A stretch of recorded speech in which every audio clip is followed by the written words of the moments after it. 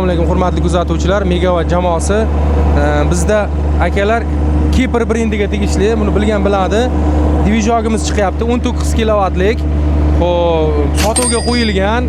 Kapitalni hozir texnik ko'rikdan o'tdi, ishlashga tayyor bo'lib turibdi. Xullas, bu begonaniki emas, o'zimizning og'aynimizniki to'yxonada qo'yib ishlatilgan. Endi hozir 63 kilovatligini olingani uchun qisqa qilib aytganda sotilyapti aka. Ishlab turibdi. Hech qanaqa aybi yo'q. Moy filtr hamma yog'i qilib, hozir reminlargacha almashtirib tayyor qilib qo'yilgan. Kimga kerak bo'lsa, aloqaga chiqaverasizlar. Kipr brendiga tegishli bo'ladi, 19 kilovatlik. Degan odamniki emas, bu og'aynimizniki, garantiya beradi o'zi.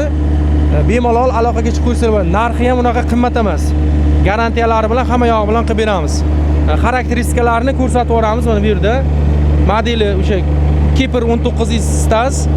Mana ko'rishingiz mumkin. 3 fazalik bo'ladi bu.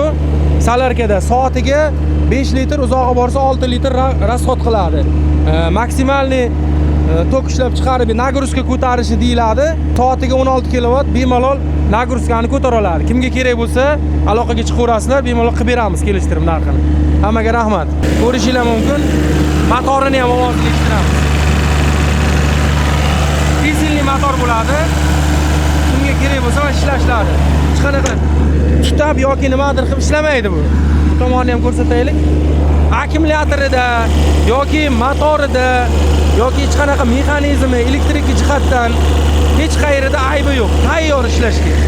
Olasizlar, ishlatasizlar. Narxi ham qimmat emas. Hozirgi kunda yangisi o'rtacha hisobda $4700-5000 turadi aka. Buni sizlarga kelishtirib qilib beramiz.